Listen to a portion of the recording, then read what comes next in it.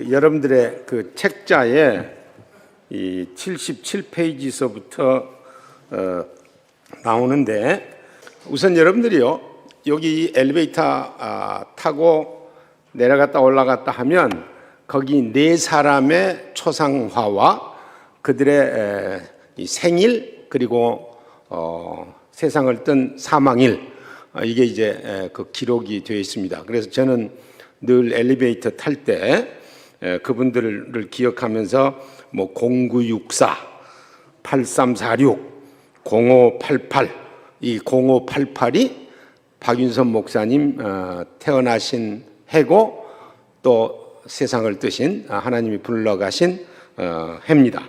1905년생이시고 그리고 1988년에 하나님의 부르심을 받으셨습니다. 이 역사의 흐름을 보면요, 우리가 종교 개혁 또 개혁자들을 많이 생각을 하는데, 특별히 종교 개혁 시대에 저는 그렇게 생각합니다. 하나님께서 루터만 그때 보내셨으면 종교 개혁이 지금처럼 완성되지 않았을 것이다. 또 반대로 칼빈만 보내셨으면 역시 종교 개혁이 지금처럼 완성되지 않았을 것이다. 하나님께서는 종교 개혁을 완성시키시기 위해서 루터와 칼빈을 거의 동시대에 보내셔서 그의 교회를 새롭게 하셨다, 이렇게 생각을 합니다. 박윤선 목사님, 정암 박윤선 목사님을 하나님께서 귀하게 사용하셨다고 생각을 하는데요, 바울 사도를 택하실 때 사도행전 9장 15절에 보면 나의 택한 그릇이라는 표현을 씁니다. 그런데 저는 박윤선 박사님도 하나님께서 귀하게 택해서 한국 교회를 위해서 쓰신 분이다, 이렇게 생각을 합니다. 조금 전에 그 박영룡 이 얘기가 나왔는데요, 제 졸업장 가져왔어요. 받는 사람도 박영룡, 주는 사람도 박영룡. 그 박형룡이라고 주로 부르는데요, 박형룡 박사님, 박윤선 박사님, 이분들을 거의 동시대에 한국 교회에 보내주셔서 하나님께서 한국 교회의 기초를 든든하게 세울 수 있도록 하셨다 하는 것을 저는 믿습니다. 그런데 이제 정암 박윤선 박사님의 생애를 조금 생각을 하면요, 1905년 12월 11일에 태어나셨는데, 여러분들이 한번 역사의 흐름을 좀 보세요. 1905년인데요, 한국이, 조선이 일본에 합병된 해가 1910년입니다. 5살 때, 그러니까 정암이 5살 때 일제의 식민지에 들어갔어요. 그리고 이제 뭐 35년, 36년 합니다만 36년 그 세월을 예수 믿는 사람으로 엄청 고생하시면서 이제 사셨는데, 우리가 1945년에 이 독립을 하지 않습니까? 그때 박윤선 박사님이 불혹의 나이인 40세였습니다. 그리고 1950년에 이제 북한이 남침을 해서 그 공산당의 어려움을 또 당했고요. 그리고 박정희 대통령이 1961년에 쿠데타 일으켜서 1979년까지 18년 동안 이제 통치를 하셨는데, 그때 박윤선 목사님의 나이가 56세에서 74세가 됩니다. 그리고 이제 결국은 이 전두환 대통령 통치가 이제 있게 되고, 그리고 거의 전두환 대통령 통치가 끝날 때쯤 1988년 83세를 이제 마치시고 하나님의 부르심을 받았습니다. 박윤선 박사님의 태어나서부터 가실 때까지의 삶의 과정 속에 참 사회적으로 정치적으로 많은 고난과 어려움이 있고, 특별히 예수 믿는 사람들로 그런 받을 수밖에 없는 고난을 당하셨다 하는 사실을 우리가 보게 됩니다. 이제 박윤선 박사님과 저와의 만남을 간략하게 말씀을 좀 드리기를 원하는데요. 우선 이 합신이 1980년에 이 총신으로부터 분리됐지 않습니까? 근데 그 전 총신의 얘기를 조금 할 수밖에 없는데요. 원래 이제 이 총회신학교가 남산 신사터, 일제가 신사를 드렸던 그 신사터에서 모였습니다. 그리고 거기서 공부를 했습니다. 그런데 여러분들이 아시는 대로 1959년에 대한예수교 장로회가 나누어집니다. 그래서 대한예수교 장로회 합동, 대한예수교 장로회 통합 이렇게 나눠지는데, 통합 쪽 교수님들은 지금 그 대광고등학교에서 잠시 모였다가 곧바로 지금 광나루에 이제 거처를 잡아서 갔고요. 그리고 대한예수교 장로회 합동 측 총회신학교는 갈 곳이 없는 거예요. 갈 곳이 없어서 지금은 옮겼습니다만, 그때 그 KBS가 남산 그 밑에 숭의여전 있는 근처에 있었고, 바로 그 옆에 대한신학교가 콘센트를 짓고 거기서 교육을 했습니다. 그래서 1959년에 갈라졌기 때문에 1960년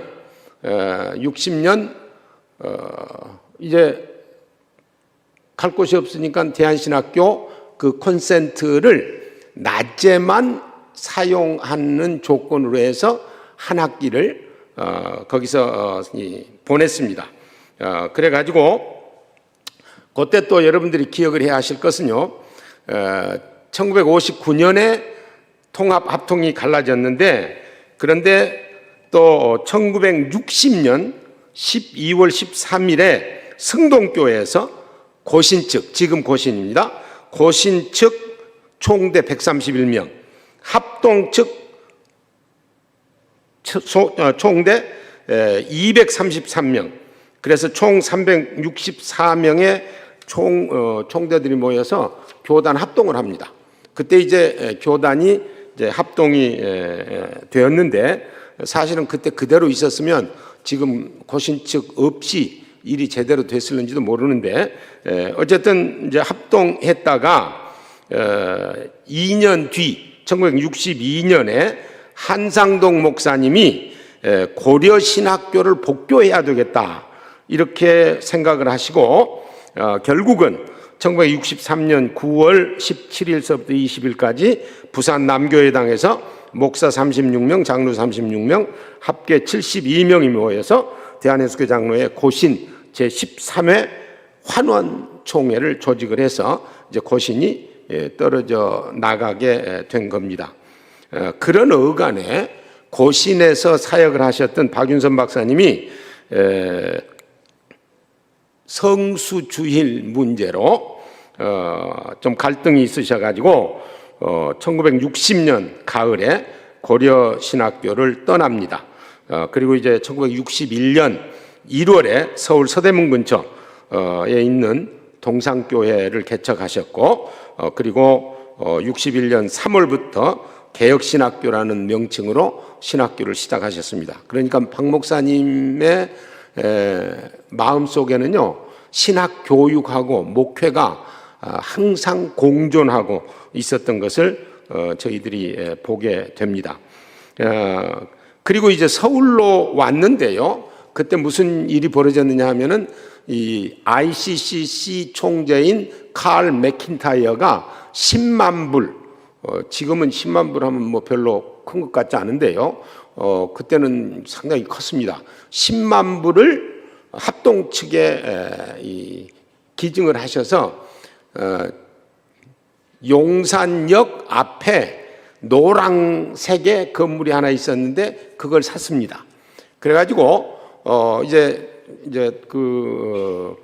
대한신학교 콘센트에서 모였던 그 총회신학교가 그 다음 학기서부터 용산에서 모일 수 있도록 그렇게 된 겁니다. 그리고 이제 박윤선 목사님이 서울에 와 계시니까 1962년 이 11월 총회신학교로부터 교수로 오라는 초빙을 받고, 그래서 결국은 1963년 3월서부터 이미 교사를 용산으로 옮긴 총회신학교 교수로 봉직하시게 된 겁니다. 그런 다음에 그동안 동산교회도 같이 했는데 1964년 신학대학원 원장으로 취임하시면서 동산교회 목사직을 사임하셨습니다. 이 동산교회 하면요, 제가 신학교 3학년 때 그 동산교회 교육전도사로 가서 봉사를 한 2년 동안 미국 가기 전까지 했던 그 교회가 바로 동산교회입니다.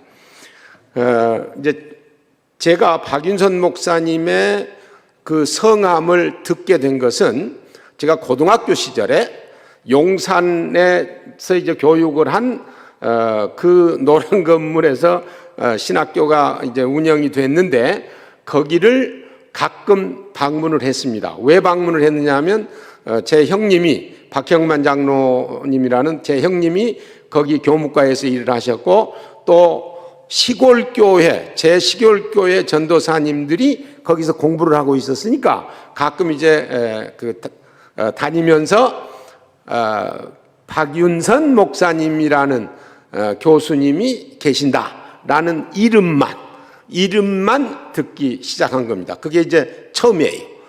처음인데 그 다음에 이제 제가 대학 졸업하고 군대 마치고, 그리고 이제 이미 사당동 총신으로 옮긴 이후에 거기 입학을 했을 때 거기 다 계시더라고. 박형룡, 박윤선, 명신홍, 최유원, 간압의, 김의환, 다 이제 그런 분들이 거기 계셔서 그때 이제 3년 동안 박윤선 박사님을 통해서 교육을 받은 바 있습니다. 거기서 이제 그렇게 만났고요. 그리고 이제 70년에 이제 제가 미국으로 웨스트민스터로 유학을 이제 갔는데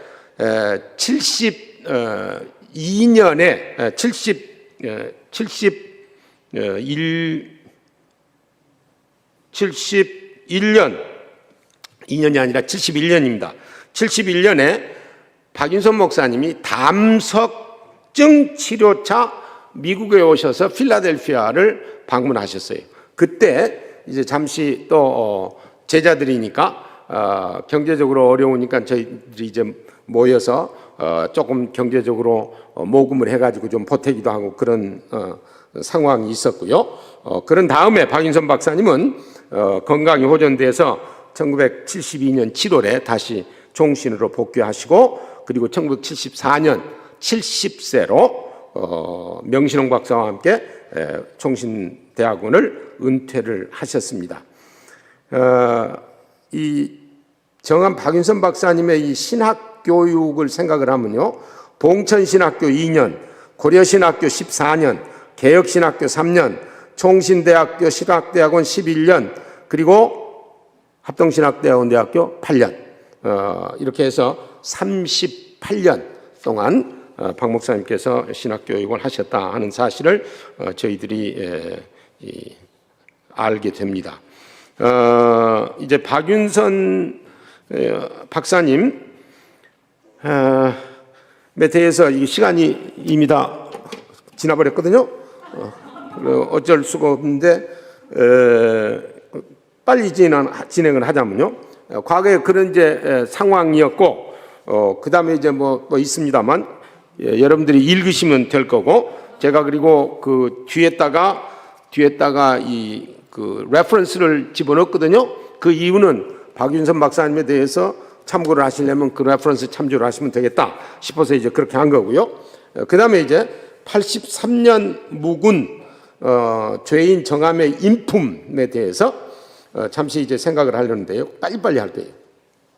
우선 정함은요, 아주 진실한 사람이었습니다.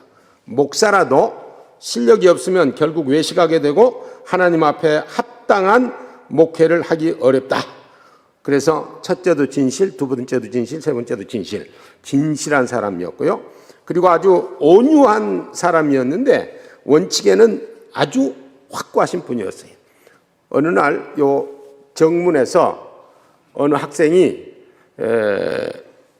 거기 계시는데 들어오면서 인사를 했어요. 그런데 박인선 목사님이 인사를 건성으로 받았어. 건성으로. 그리고 이제 받고 그 학생이 계단으로 올라가려고 하니까 박 목사님이 학생을 부르더니, 학생, 내가 조금 전에 인사를 받을 때 내가 관심 없이 건성으로 받았네. 미안하네. 그렇게 이 얘기를 하셨어요. 제가 그 옆에 자리에 있었거든요. 아주 온유하고 진실한 분이었습니다. 그리고요, 정함은 항상 겸손한 사람이었는데 그분이 유명한 말, 나는 83년 묵은 죄인입니다.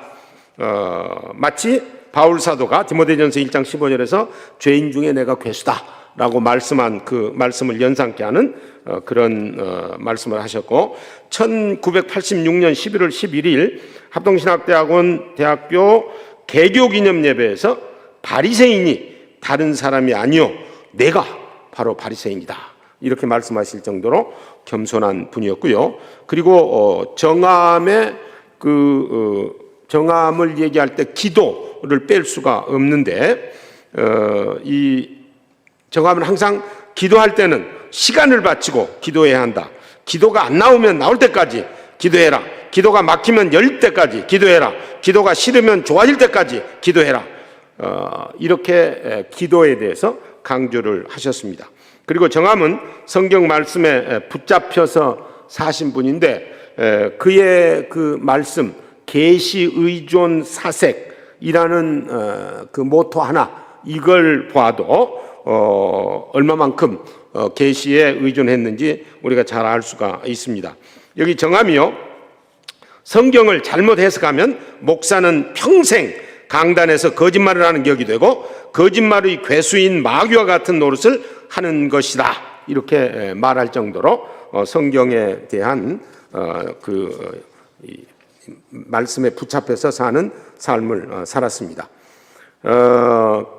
그런 삶을 사신 이 정함 박인선 박사의 그 삶이요, 제가 돌아가시기 한 5, 6년 전서부터 그런 생각이 번뜩 떠올랐는데, 박 목사님 그리고 뭐 다른 분들도 박 목사님의 그 참 귀한 말씀을 적어서 남겨놔야 되겠다. 그래가지고 늘 여기다가 조그만 노트를 집어넣고 다니면서 설교할 때든지 무슨 강의하실 때든지 그 특별한 말씀이 있으면 그걸 적었어요. 그걸 적어가지고 정리를 이제 했는데, 그게 이제 이 여러분들 그 레퍼런스에 나오는 책이요, 그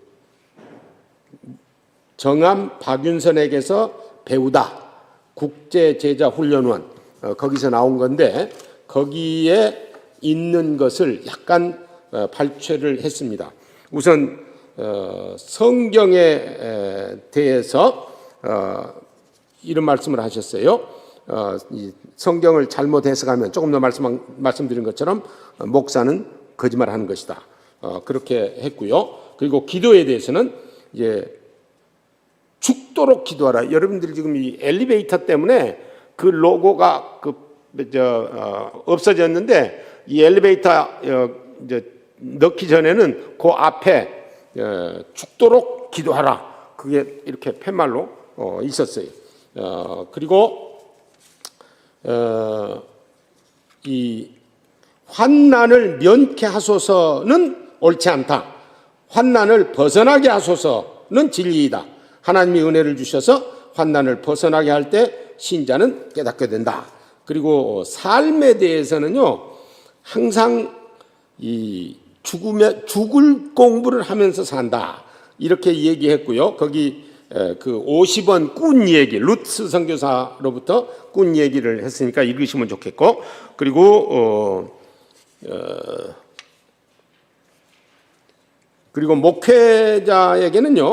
목회자에게는 진실이 알파와 오메가이다.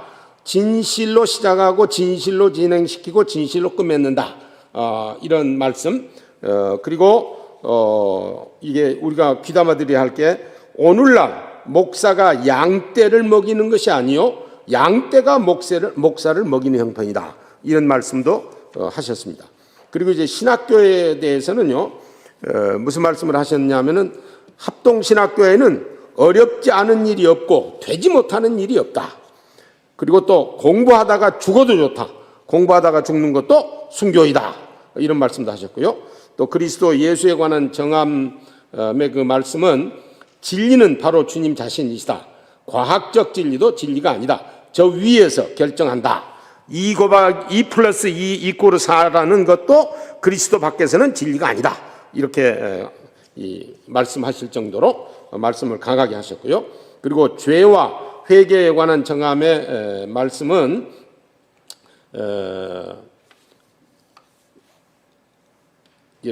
설교하시던 박윤선 박사님이 성령의 도우심으로 자기 자신이 신사참배를 한 죄인이다. 이렇게 고백을 1938년에 하셨습니다. 이 간증을 들은 교육자들은 한 사람씩 회개하는 기도를 해서 집회 분위기가 더욱 뜨거워졌다고 그렇게 말씀합니다. 그리고 전도와 선교에 관한 정함의 그 말씀은, 개혁교단은 우리가 합신되기 전에 개혁이었거든요. 개혁교단은 비록 셋집에 살지만 선교사를 보내는데 뜨겁고 돕는데 열심을 내야 한다. 참으로 하루에 한 끼를 굶는 일이 있을지라도 열심히 선교사를 도와야 할 것이다. 그럴 때 하나님이 보실 때 한국에 개혁파가 있다고 하실 것이다. 이제 마무리를 하겠습니다. 장동민 박사님이 박영룡 박사님에 대해서 책을 한 권 냈는데요. 부제가 한국 보수신앙의 수호자 이렇게 붙였고요. 김영재 박사님이, 합신 교수였던 김영재 박사님이 박윤선 박사님에 대해서 역시 책을 한 권 냈는데, 부제가 경건과 교회 쇄신을 추구한 개혁 신학자 이렇게 붙였습니다. 금년 2021년이 합동신학대학원대학교 설립 41주년입니다. 그리고 박윤선 박사가 소천하신 지 벌써 33년이 됐습니다. 태어나신 지는 116년이 됐습니다. 여기 박윤선 박사님의 삶의 지침과 소원을 사자성어로 그 요약을 해서 이곳저곳에 붙여 있기도 하고 그의 책에 나타나기도 하는데, 그것을 제가 정리를 해봤습니다. 아까 우리 총회장님께서 설교하실 때 제목으로 붙인 지사충성, 여주동행, 일사각오, 기도일관, 침묵정진, 진실노력, 추구성결, 성결화목, 항상감사, 송영위주, 신앙용단, 이런 말씀을 하시면서 그가 그의 삶을 83년 동안 사셨던 것으로 생각을 합니다. 너무 학문적인 발표회가 돼서 분위기가 딱딱한 것 같아서요, 제가 좀 장난을 하려고 그래요.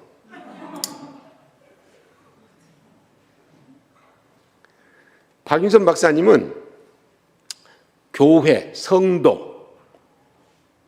대해서 늘 귀중하게 생각하고 아주 그의 삶 전체를 다 바쳐서 성도들, 즉 신학교육도 교회를 위한 것이기 때문에 그런 마음을 가지고 한평생 사셨습니다.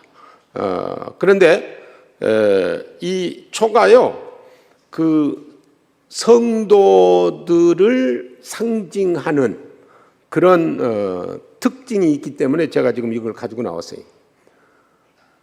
요한일서 3장에 보면 성도 속에 하나님의 씨가 있다고 그랬습니다.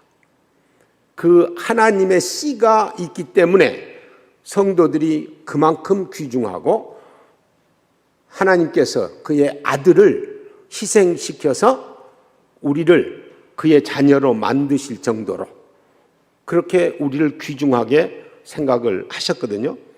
이 초도요, 어떤 고난이 와도 안 꺼집니다.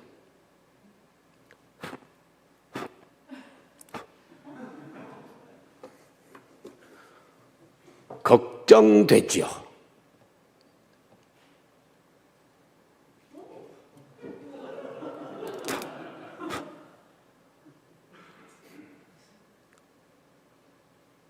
왜 안 죽냐?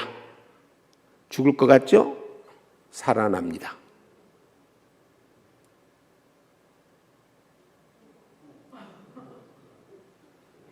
그 이유는 이 초 속에 불씨가 살아있기 때문입니다.